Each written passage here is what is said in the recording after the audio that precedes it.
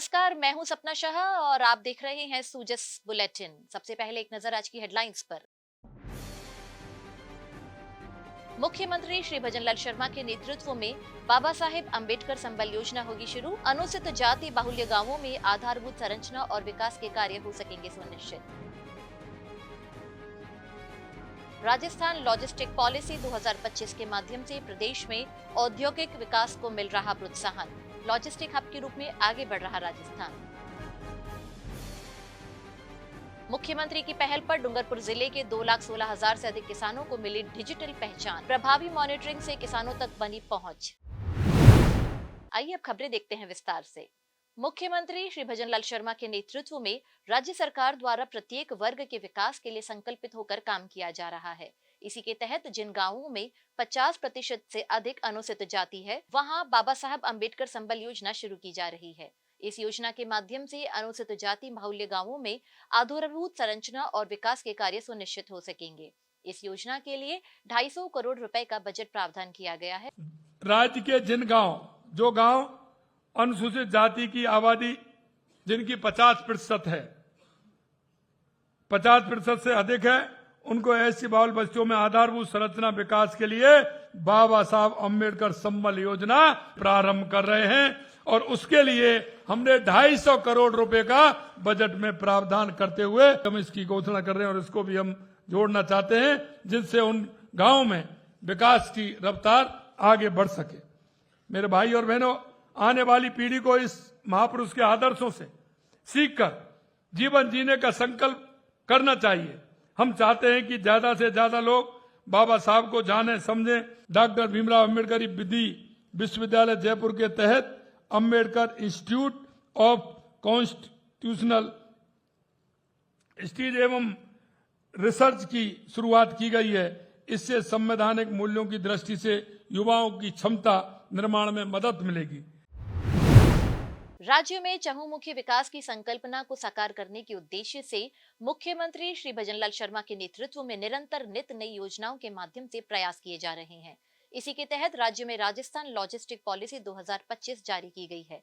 इस नीति के माध्यम से प्रदेश में न केवल औद्योगिक विकास को प्रोत्साहन मिल रहा है, बल्कि लॉजिस्टिक्स लागत में भी कमी लाने का प्रयास किया जा रहा है। यह नीति राज्य को लॉजिस्टिक हब के रूप में स्थापित करने में मील का पत्थर साबित होगी।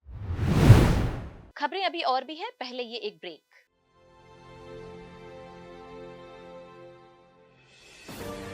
हम कर्तव्य की लौ, हम विश्वास की बाती, हर राह पर अडिग, हर संकट में साथी। धूप हो या सावन, हो अंधियारी रात, खाकी रहे अडिग, निभाए हर साथ। अनुशासन हमारी पहचान, सेवा से बढ़े सम्मान।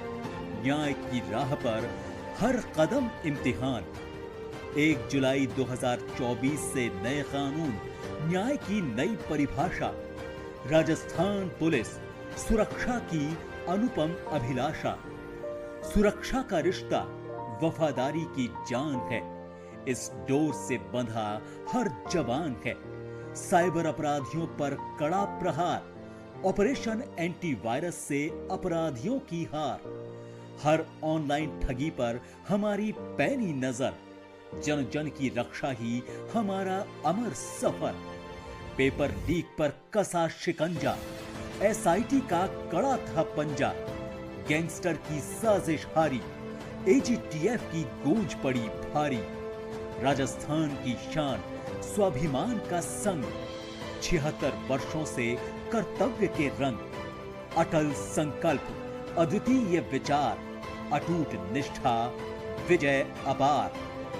राजस्थान पुलिस हमेशा आपके साथ, सुरक्षा, सेवा और विश्वास के साथ। जय हिंद।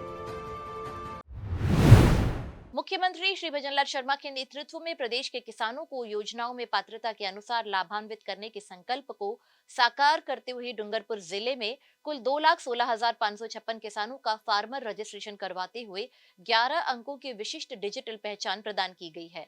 जिला कलेक्टर श्री अंकित कुमार सिंह के निर्देशन में 5 फरवरी से 31 मार्च तक एग्रीस्टेक योजना अंतर्गत आयोजित फार्मर रजिस्ट्री अभियान के तहत तहसीलवार ग्राम पंचायत स्तर पर शिविरों का आयोजन किया गया। इस अभियान के अंतर्गत प्रत्येक किसान को रजिस्ट्रेशन कर 11 अंकों की विशिष्ट फार्मर आईडी प्रदान की गई है। फार्मर रजिस्ट्रेशन होने से भविष्य में किसानों को सरकारी योजनाओं और कृषि से संबंधित सेवाओं तक पहुंच बनाने, पीएम किसान सम्मान निधि योजना सहित कृषि विभाग की अन्य योजनाओं का लाभ प्राप्त करने में आसानी होगी। साथ ही प्रभावी मॉनिटरिंग भी सुनिश्चित हो सकेगी। जिला कलेक्टर अंकित कुमार सिंह के द्वारा अधिक से अधिक किसानों का रजिस्ट्रेशन करवाए जाने के लिए विशेष कार्य योजना बनाते हुए प्रभावी और सतत मॉनिटरिंग से काम संपादित किया जा रहा है। जिला कलेक्टर श्री अंकित कुमार सिंह ने बताया कि फार्मर रजिस्ट्री की प्रक्रिया लगातार जारी है तथा सभी पात्र किसानों की फार्मर रजिस्ट्री करवाई जाकर उन्हें डिजिटल पहचान दी जाएगी। अरे सुगना, बड़ी तेजी में है भाई, कहाँ जा रहे हो? अरे भाई, तूने किसान पहचान आईडी बनवाई है क्या? किसान पहचान आईडी? ये क्या है? राजस्थान सरकार किसान भाइयों की सुविधा के लिए हर ग्राम पंचायत मुख्यालयों पर किसान पहचान आईडी बनाने के लिए शिविरों का आयोजन कर रही है। ये आईडी हमारे लिए कैसे फायदेमंद है? अरे भाई, यह एक यूनिक आईडी है। इससे राज्य एवं केंद्र सरकार की कृषि के साथ अन्य योजनाओं का लाभ सीधे पात्र किसानों को मिल सकेगा। इसके जरिए किसान सम्मान निधि, सब्सिडी, एमएसपी का लाभ, बीमा योजना सहित कई योजनाएं आती हैं। इस आईडी को बनवाने के लिए मुझे कौन से दस्तावेजों की जरूरत होगी? ज्यादा कुछ नहीं, आधार कार्ड, आधार से लिंक मोबाइल नंबर और नई जमाबंदी नकल साथ में लेकर जानी होगी। अगर अभी है तो दोनों साथ में चलते हैं। नहीं, मेरे पास तो अभी दस्तावेज नहीं है, घर जाकर लाने पड़ेंगे। कोई बात नहीं, कल सुबह 9:30 पर पंचायत मुख्यालय पहुंच जाना और अपनी आईडी बनवा लेना। हाँ सुगना, तुमने बहुत अच्छी जानकारी दी।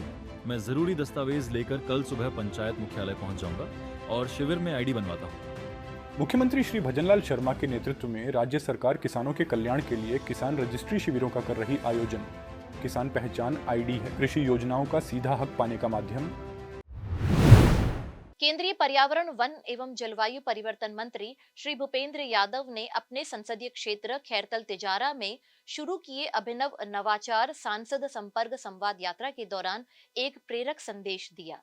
उन्होंने कहा कि सम्मान फूलों की माला से नहीं, किताबों से किया जाए, क्योंकि माला कुछ पलों के लिए होती है, जबकि किताबें जीवन भर साथ चलती हैं और बच्चों के उज्जवल भविष्य की राह बनाती हैं।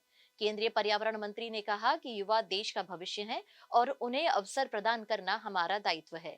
उन्होंने कहा कि युवाओं को डिजिटल शिक्षा स्थानीय स्तर पर उपलब्ध कराने के उद्देश्य से अलवर संसदीय क्षेत्र की हर ग्राम पंचायत में ई लाइब्रेरी खुलवाने का प्रयास है। उन्होंने कहा, ग्रामीण क्षेत्र के हम जैसे बालक बालिकाओं के लिए खेल उत्सव किसी सपने से कम नहीं है। उन्होंने कहा कि ग्रामीण क्षेत्र के बालक बालिकाओं को खेल महोत्सव के माध्यम से अपनी प्रतिभा दिखाने और निखारने का बेहतरीन अवसर मिल सकता है।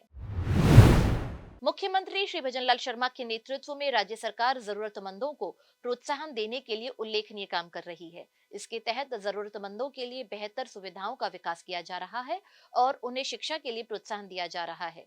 पेश है यह हमारी खास रिपोर्ट।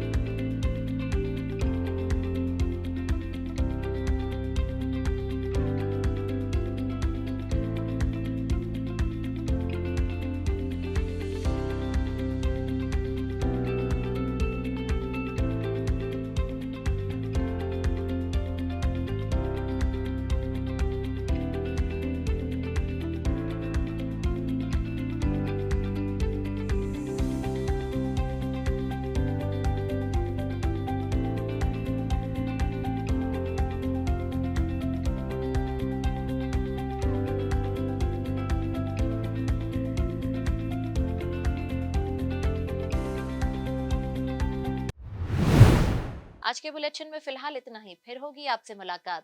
तब तक के लिए नमस्कार।